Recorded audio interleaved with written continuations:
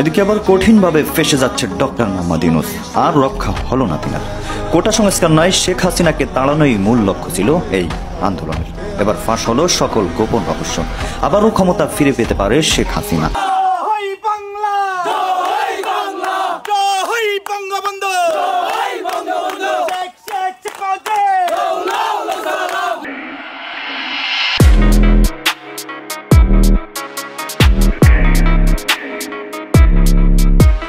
এদিকে শেখ হাসিনা আবারও ক্ষমতায় আসতে পারে বলে গুঞ্জন রটেছে নেটপাড়ায়।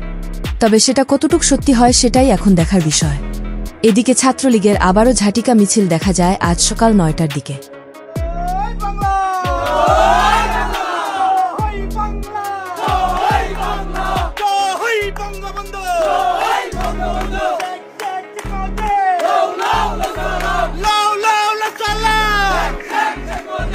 ব্যাটারি চালিত রিকশা বন্ধের কারণ হিসাবে মাসুদ কামাল বলেন, আমি তো অন্য কাহিনী শুনতেছি এখন, সেটাও একটু বলে নেই যে কাহিনী শুনতেছি যে কোনো একটা প্রতিষ্ঠান, বাংলাদেশে কোনো একটা ব্যবসায়িক প্রতিষ্ঠান, ওনারা কিছু রিক্সা আমদানি করেছেন যেটা নাকি অধিকতর মানে নিরাপদ, ওইটাকে মার্কেটিং করার জন্য তারা এটা বন্ধ করে দিচ্ছে।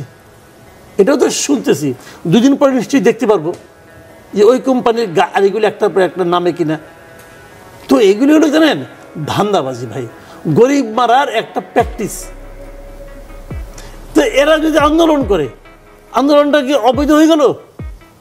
এরাই তো আন্দোলন করবে, আমি তো আন্দোলনের পক্ষে। অটোরিকশা চলাচল বন্ধে সকাল থেকেই কঠোর অবস্থানে পুলিশ। এমন খবরে রাজধানীর দয়াগঞ্জ মোড়ে অবস্থান নিয়ে বিক্ষোভ শুরু করেন চালকরা। পরে সেখান থেকে সরে যাওয়ারও অনুরোধ জানালে পুলিশের সাথে বাকবিতণ্ডায় জড়ায় তারা। বাবার হত্যার প্রতিশোধের জন্য আর্মিকে ধ্বংস করে দিতেই এসেছিল শেখ হাসিনা বলে জানা যায় সোশ্যাল মিডিয়ার মাধ্যমে। কাণ্ড ঘটিয়েছে স্বয়ং শেখ হাসিনা ভারতের নির্দেশে।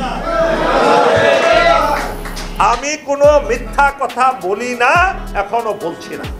আমি জেনে বুঝে পড়াশোনা করে সমস্ত আমার ব্যক্তিগত তদন্ত করে এই কথায় উপনীত হয়েছে, হাসিনা এই দেশে এসেছে ইন্ডিয়ার প্রশিক্ষণ প্রাপ্ত হয়ে 7 বছর তারা 2 বোন সেখানে রয়ের মাধ্যমে প্রশিক্ষিত হয়ে এই দেশটাকে দুর্বল করে দিয়ে এই দেশে তার বাবার হত্যার প্রতিশোধ নিয়ে আর্মিকে ধ্বংস করে দিয়ে ইসলামকে ধ্বংস করে দিয়ে ভারতের অঙ্গরাজ্য হিসেবে প্রতিষ্ঠিত করার লিপ্সা নিয়ে, উদ্দেশ্য নিয়ে সেই দেশে এসেছে।